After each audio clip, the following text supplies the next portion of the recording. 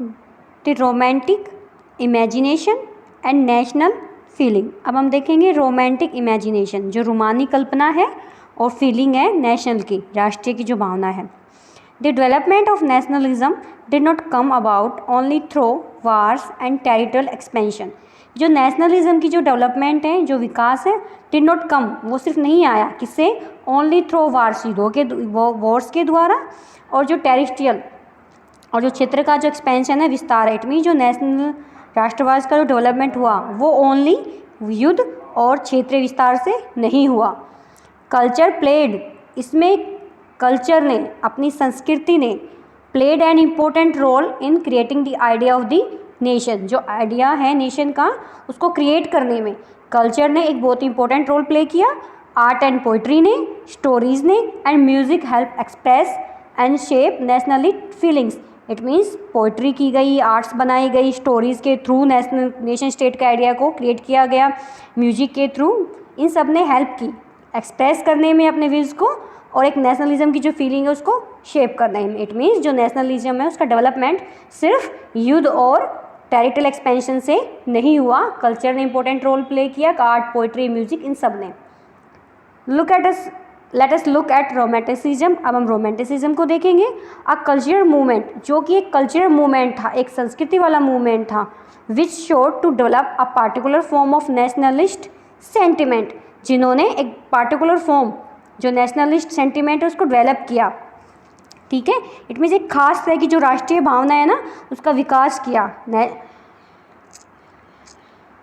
Culture movement ने, सांस्कृतिक आंदोलन ने।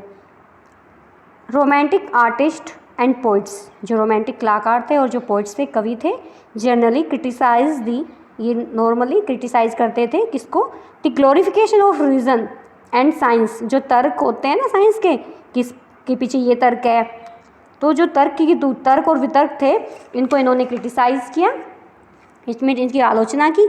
एंड फोकस, किसके ऊपर फोकस किया, इंस्टेड ऑन इमोशंस, इन्होंने इमोशंस के ऊपर फोकस किया, इंस्टीट्यूशंस के ऊपर की अंतर्दृष्टि, आपकी इंस्टीट्यूशन क्या है, एंड माइस्टिकल फीलिंग, और जो रहस्यमयी, माइस्टिकल जो रहस्यमयी भावनाएं होती है ना, आप सीरियल्स भी आते हैं रहस्यमयी वाले, लाइक अलिफ लैला आता था पहले, ठीक है, तो इनके ऊपर इन्होंने फोकस किया।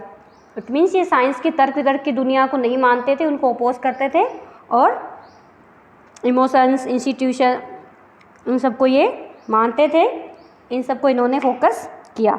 Their effort was to create a sense of. अब जो इनके एफर्ट्स किए गए, इसके द्वारा क्या क्रिएट हुआ, जो पोइट्स थे और जो आर्टिस्ट थे, इन्होंने जो एफर्ट्स किए, उन्होंने अपने एफर्ट्स के द्वारा क्या क्रिएट किया sense of shared collective heritage, collective की साझा सामूहिक हेरिटेज, विरासत की जो फीलिंग थी वो इन्होंने उनमें डेवलप की। And a common cultural past, और ये डेवलप किया कि सभी का एक कॉमन कल्चरल पास्ट था, as the basis of a nation, जो कि एक राष्ट्र का आधार बनाया जाए। Other romantics such as the German philosopher Johann Gottfried, आप इसको अंडरलाइन करेंगे कि एक जर्मन दार्शनिक थे योहान गाटफ्रीड, ये एक रोमांटिक्स थे। Claim that true German culture was to be discovered among the common people डास वोल्क। ठीक है, इन्होंने क्या दावा किया था कि जो क्लेम किया था कि ट्रू जर्मन कल्चर, सच्ची जो जर्मनी संस्कृति है, उसके कॉमन पीपल, डास वोल्क, आम लोगों में निहित थी। डास वोल्क यहाँ पे कॉमन पीपल है, तो डास वोल्क पूछा जा सकता है कि डास वोल्क का मीनिंग क्या था, तो कॉमन पीपल था। तो इन्होंने यही कहा गोटफ्रीड ने कि जो सच्ची जर्मनी संस्कृति है उसके आम लोगों में निहित थी, कि जो नॉर्मल पीपल है उनमें रियल फीलिंग थी जर्मन कल्चर वाली। It was through folk songs, अब ये किसके क्या आई, folk songs, folk poetry and folk dances that the true spirit of the nation Volkslied was popularized। देखिए वोल्गिस्ट का क्या मतलब है, नेशन, राष्ट्र मतलब है। इट मीन्स राष्ट्र की जो सच्ची ट्रू स्पिरिट जो है, सच्ची जो है, वो लोकगीत हो गए आपके, फोक सॉन्ग, फोक पोइट्री हो गया आपका जनकाव्य, और फोक डांस जो लोक नृत्य है उसमें प्रकट होती थी। इट मीन्स जो लोग गाने गाते थे, डांस करते थे, उन सब में जो नेशन की जो भावना थी वो आती थी, वो स्पिरिट, वो ट्रू स्पिरिट दिखाई देती थी।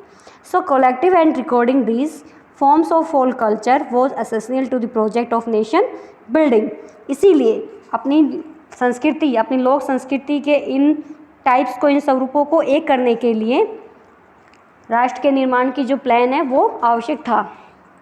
ठीक है, लिखा हुआ है कि बहुत ही ज़रूरी था फोक कल्चर के लिए कि एक प्रोजेक्ट बनाना नेशन बिल्डिंग के लिए, राष्ट्र के निर्माण की जो प्रोजेक्ट है उसके लिए ये आवश्यक था ये सब। The emphasises on vernacular language, vernacular act आपने बहुत पहले पढ़ा था। And the collection of local folklore was not just to recover an ancient nation spirit but also to carry the modern nationalist message to large audience who were mostly illiterate. The emphasis, अभी क्या कह रहे हैं कि जो local language थी vernacular, vernacular होती है आपकी लोकल लैंग्वेज, वर्नाकुलर लैंग्वेज स्थानीय बोलियों पर उन्होंने फोकस, एम्फेसाइजेस बल दिया। और कलेक्शन ऑफ लोकल फोकलोर, और जो स्थानीय फोकलोर लोक साहित्य था उसको कलेक्शन एक करने का इनका जो उद्देश्य था वो केवल एंशियंट नेशनल, प्राचीन राष्ट्रीय भावनाओं को वापस लाना नहीं था। इट मीन्स जो ये कर रहे थे, बल दे रहे थे वर्नाकुलर लैंग्वेज पे, स्थानीय भाषा के ऊपर, और जो लोकल फोकलोर जो लोक साहित्य था, उस लोकल लोक साहित्य था उसको कलेक्ट कर रहे थे। वो जस्ट नॉट टू रिकवर, ये सिर्फ रिकवर करने के लिए नहीं था एंशियंट नेशन स्पिरिट को, but also to carry the modern nationalist message. इसके साथ साथ ये एक मैसेज देना चाह रहे थे, आधुनिक राष्ट्रीय संदेश को ज़्यादा से ज़्यादा लोगों को स्प्रेड, उनके पास पहुंचाना चाह रहे थे, स्प्रेड करना चाह रहे थे, लार्ज ऑडियंस तक पहुंचाना चाह रहे थे अपनी मॉडर्न नेशनलिस्ट मैसेज को। वो वर्ड मोस्टली इलिटरेट, जो कि मोस्टली क्या थे, इलिटरेट, अधिकांश निरक्षर थे। इट मीन्स वो पढ़ना नहीं जा रहे थे, अनपढ़ थे। तो जो लोग अनपढ़ बुक्स तो पढ़ नहीं सकते, तो वो क्या करेंगे, वो करेंगे कि डांस के थ्रू, म्यूजिक के थ्रू, अपने आर्टिस्ट जो अपनी है वो अपनी कलाओं के थ्रू उनमें वो फीलिंग, नेशनलिस्ट की फीलिंग ला रहे थे।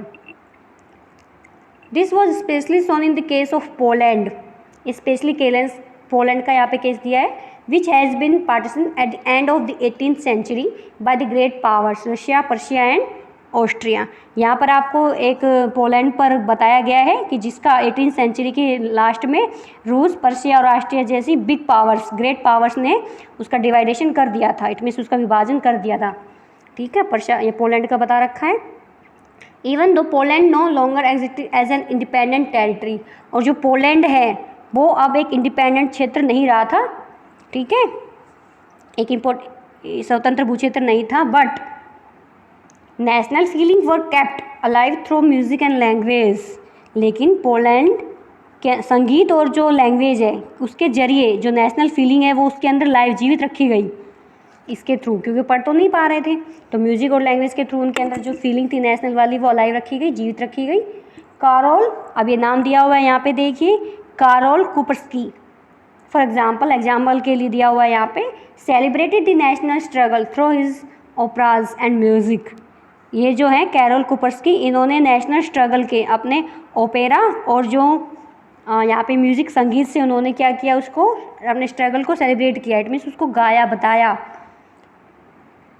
Turning folk dances like the polonaises and mazurka into nationalist symbols, और पोलोनेस और माजूरका जैसे जो फोक डांस थे, लोक नृत्य थे, उनको नेशनल सिंबल में उन्होंने चेंज कर दिया। इट मीन्स जो पोलोनाइज था और माजूरका था उसको लाइक का नेशनल सिंबल बना दिया, फोक डांसेस को। Language too played an important role in developing nationalist sentiments, और जो भाषा है उसने भी राष्ट्रीय भावनाओं के डेवलपमेंट में एक इम्पोर्टेंट रोल प्ले किया। आफ्टर रशियन ऑक्यूपेशन कब्जे के बाद the Polish language was forced out of schools and the Russian language was impose everywhere. देखिए, रूस पर कब्जा कर लिया गया, उसके बाद जो पोलिश लैंग्वेज थी उसको फोर्सफुली स्कूलों से हटा दिया गया, और जो रूसी भाषा है उसको हर जगह, ठीक है, रशियन ऑक्यूपेशन किया तो उन्होंने क्या किया कि पोलिश लैंग्वेज को फोर्सफुली वहाँ से आउट ऑफ स्कूल्स कर दिया गया। और कौन सी लैंग्वेज को इम्पोज किया गया एवरीवेयर, रशियन लैंग्वेज को, रशियन भाषा को, कि सभी रशियन लैंग्वेज पढ़ेंगे। इन 1831 में an armed rebellion against Russian rule took place which was ultimately crushed. 1831 में रूस के विरुद्ध एक बहुत ही आर्म सशस्त्र रिबेलियन हुआ, विद्रोह हुआ, जिसे आखिरकार प्रेस कर दिया गया, दबा दिया गया, क्रश कर दिया गया उस विद्रोह को जो 1831 में हुआ रूस के विरुद्ध। Following this many members of the clergy in Poland began to use language as a weapon of national resistance. अब क्या हुआ कि इससे इसके जो अनेक मेंबर्स थे उन्होंने राष्ट्रवादी विरोध के लिए, जो राष्ट्रवादी जो फीलिंग है उसके विरोध के लिए लैंग्वेज को एक वेपन यूज़ कर लिया, एक भाषा के तौर पे यूज़ किया, हथियार बना लिया इसको, लैंग्वेज को वेपन के रूप में। Poland was use for church gatherings, Polish was use for church gatherings and all religious instructions. और जो पोलिश भाषा को जो हटाया गया था और जो चर्च के जितने भी आयोजन किए गए और जितने भी संपूर्ण जितने भी उनकी रिलीजियस इंस्ट्रक्शंस दिए जाते थे, जो धार्मिक शिक्षा में जो भी इंस्ट्रक्शंस दिए जाते थे, उन सब में उन्होंने कौन सी लैंग्वेज को यूज़ किया? पोलिश को, क्योंकि वो रशियन के विरुद्ध थे और रशिया ने पोलिश लैंग्वेज को हटा दिया था। तो उसके ओपोजिशन में, उसका विरोध करने के लिए जो चर्च में लोग गैदर होते थे, इकट्ठे होते थे, तो पोलिश लैंग्वेज यूज करते थे। एज ए रिजल्ट, अब इसका रिजल्ट क्या हुआ? A large number of priest and bishops were put in jail और sent to Siberia by the Russian authorities as punishment for their refusal to preach in Russian। अब देखिए लोग इकट्ठे होने लगे तो अब इसका विरोध किया जा रहा था, तो रशिया भी तो कोई इसका अपना स्टेप उठाएगा। तो इसका रिजल्ट ये हुआ कि बहुत ही बड़ी संख्या में जो क्लर्जीज थे, जो प्रीस्ट पुजारी थे और जो बिशप थे, उनको जेल में, प्रिजन में, जेल में डाल दिया गया। और जो रूसी अथॉरिटीज़ थी, जो रूसी के अधिकारी थे, उन्होंने उन्हें पनिशमेंट के रूप में कहाँ भेज दिया? साइबेरिया भेज दिया। क्यों? क्योंकि उन्होंने कौन सी भाषा का प्रचार करने से इनकार कर दिया था? Refusal to preach in Russian. Russian भाषा का प्रचार करने से उन्होंने मना कर दिया, इसलिए उनको साइबेरिया भेज दिया या फिर जेलों में भेज दिया। The use of Polish came to be seen as a symbol of the struggle against Russian dominance. और जो पोलिश भाषा है वो रूसी जो रशियन डोमिनेंस है, प्रभुत्व है, उसके विरुद्ध एक स्ट्रगल के रूप में देखी जाने लगी। इसमें पोलिश भाषा को माना जाने लगा, जो पोलिश यूज़ कर रहा है, इट वो रशिया का अपोज कर रहा है, रशिया को, और रशिया के अगेंस्ट है। अब हम देखेंगे हंगर, भूख, हार्डशिप, कठिनाइयाँ एंड पॉपुलर रिवोल्ट की जो पॉपुलर विद्रोह कौन से थे, जन विद्रोह। दी 1830 1830 में हमने जुलाई रिवॉल्यूशन पढ़ा था। War years of great economic hardship in Europe. देखिए 1830 का जो टाइम है, यूरोप में भारी ग्रेट इकोनॉमिक हार्डशिप हुई थी, बहुत ही भारी रूप से आर्थिक कठिनाई आई थी यूरोप में। The first half of the 19th century, 19th century के फर्स्ट हाफ में saw an enormous increase in population all over Europe. Enormous increase होता है कि ज़बरदस्त इंक्रीज, वृद्धि हुई किसमें? पॉपुलेशन में, ऑल ओवर यूरोप में। इन मोस्ट कंट्रीज, ज़्यादातर कंट्रीज़ में, there were more seekers of jobs than employment. देखिए ज़्यादातर देशों में नौकरी सीकर, जॉब सीकर्स, ढूंढने वालों की जो संख्या है वो जॉब एम्प्लॉयमेंट से ज़्यादा थी। मीन जॉब बहुत कम लोगों के पास थी, प्लस जो जॉब के लिए सर्च कर रहे थे वो लोग ज़्यादा थे। पॉपुलेशन फ्रॉम रूरल एरिया, जो ग्रामीण इलाकों की जो पॉपुलेशन थी, माइग्रेटेड टू दी सिटीज़। अब लोग गाँव से कहाँ आ रहे हैं? सिटीज़ में माइग्रेट कर रहे हैं, सिटीज़ में आ रहे हैं, इसलिए to live in crowded slums. अब वो देखिए ग्रामीण क्षेत्रों की जो अधिकतर पॉपुलेशन है वो शहर जाकर भीड़ से भरी, मतलब इट मीन्स क्राउड भरी गंदी बस्तियों में, स्लम बस्तियाँ, गरीब बस्तियों में रहने लगे, क्योंकि गांव में उन्हें जॉब मिल नहीं रहा था और जॉब के सर्च के लिए वो सिटीज़ में आने लगे। और जो क्राउडेड स्लम्स हैं, भीड़ भाड़ी वाली जो झोपड़े हैं, वहाँ पे वो रहने लगे। Small producers in towns were often faced with stiff competition from imports of cheap machine made goods from England. अब क्या हुआ कि जो स्मॉल प्रोड्यूसर्स थे, छोटे छोटे जो उत्पादक थे, नगरों की, सिटीज़ के जो छोटे लघु उत्पादक थे, उनको मेनली इंग्लैंड से जो इम्पोर्टेड गुड्स थी, इट मीन जो मशीन से बने थे, सस्ते चीप क्लॉथ, सस्ते कपड़ों से उन्हें स्टिफ कंपटीशन, बहुत ही कड़ी प्रतिस्पर्धा का सामना करना पड़ रहा था। जो स्मॉल प्रोड्यूसर्स थे इंडिया के, यूरोप के जो भी हैं, उसमें टाउन्स में जो रह रहे थे, उनको फेस करना पड़ रहा, स्टिफ कंपटीशन फेस करना पड़ रहा था। किन से फेस करना पड़ रहा था? Imports of cheap machine made goods. England से जो मशीन के बने सस्ते कपड़े आ रहे थे, उनसे उनको कंपटीशन करना पड़ रहा था, क्योंकि इंडस्ट्रियलाइजेशन सबसे पहले इंग्लैंड में हुआ था, उसके बाद फ्रांस, जर्मनी में हुआ था। सबसे पहले इंडस्ट्रीज जो है इंग्लैंड में डेवलप हो गई थी। Where industrialisation was more advanced than on the continent. पूरे कॉन्टिनेंट में सिर्फ सबसे पहले इंडस्ट्रियलाइजेशन इंग्लैंड में हुआ, तो उनके पास मशीन बहुत पहले आ गई थी। This was specially so in textile production, और स्पेशली ये टेक्सटाइल प्रोडक्शन में था, ये कपड़ा उद्योग में था। Which was carried out mainly in homes और small workshops and was only part mechanise. Which was carried out mainly, देखिए इट मीन्स जो इंग्लैंड में जो इंडस्ट्रियलाइजेशन है उसका जो लेवल था वो अन्य महाद्वीप से बहुत ही ऊंचा था, और जो कॉन्टिनेंट है उनको ये टेक्सटाइल उद्योग में ज़्यादा प्रतिस्पर्धा झेलनी पड़ रही थी कॉन्टिनेंट महाद्वीप में सभी को, क्योंकि इंग्लैंड के पास ज़्यादा मशीनें हो चुकी थी, क्योंकि उसका जो प्रोडक्शन है वो घरों से और छोटे कारखानों में होता था, और केवल थोड़े बहुत रूप से मशीनी कर था यूरोप के अदर कंट्रीज़ में। वो मेनली लोग घर बैठ के कर रहे थे या हाथों से कर रहे थे छोटे छोटे मशीनों के, बट वो वहाँ पे अच्छी मशीनरी डेवलप कर चुके थे। In those regions of Europe where the aristocracy still enjoy power, peasant struggled under the burden of feudal dues and obligations. अब देखिए क्या हुआ, यूरोप के उन एरियाज़ में जहाँ एरिस्टोक्रेसी अभिजात वर्ग के लोग थे वो अभी भी पावर में थे, इट मीन्स वो आराम से अपनी लाइफ जी रहे थे, और जो पीजेंट्स हैं स्ट्रगल कर रहे थे। फ्यूडल ड्यूज होता है ना सामंती शुल्क, ये सामंतों को भी शुल्क देना पड़ता है, और ऑब्लिगेशंस थे उनके पास, जिम्मेदारियों के बोझ के तले वो दबते जा रहे थे। जो किसान है पीजेंट्स है वही स्ट्रगल कर रहे थे, बर्डन से दबे हुए थे वो, बट जो एरिस्टोक्रेटी है वो इंजॉय कर रहे थे अपनी पावर को। The rise of food prices over a year of bad harvest led to widespread pauperism in town and country. The rise of food prices, जो खाने पीने की चीज़ें हैं उनका प्राइस बहुत ही राइज बढ़ने लगा, और बैड हार्वेस्ट लेड टू, और किसी वर्ष अगर फसल के खराब होने से शहर और गांव में एक व्यापक गरीबी फैलती जा रही थी। Widespread pauperism in town and country, pauperism हो गया गरीबी, ठीक है, गरीबी फैलती जा रही थी। अब हम देखेंगे इन द ईयर 1848, 1848 में वॉज वन सच ईयर, उनमें से एक साल यही था 1848 का। फूड शॉर्टेज, फूड की शॉर्टेज हो गई, कमी हो गई, and wide spread unemployment brought the population of Paris, और एक वाइड स्प्रेड बहुत ही व्यापक रूप से अनएम्प्लॉयमेंट बेरोजगारी से पेरिस के जो लोग हैं वो आउट ऑफ द रोड, सड़क पर आ गए, कि फूड की कमी हो गई, प्लस में अनएम्प्लॉयमेंट फैला हुआ है बहुत बुरी तरह से, तो पेरिस के लोग कहाँ पे आ गए, रोड्स के ऊपर आ गए। 1848 की बात हो रही है।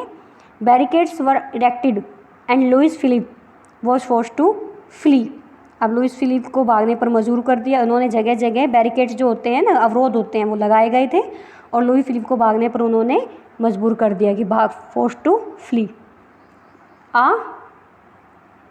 National assembly proclaimed a republic, granted suffrage होता है right to vote, to all adult males about 21 and guaranteed the right to work. अब क्या किया गया, नेशनल असेंबली ने एक रिपब्लिक, एक गणतंत्र की प्रोक्लेम की, घोषणा की, और 21 ईयर से ऊपर सभी भी जितने मेंस थे उनको राइट टू वोट, सफरेज दिया गया, और गारंटी दी गई किसकी, काम के अधिकार की।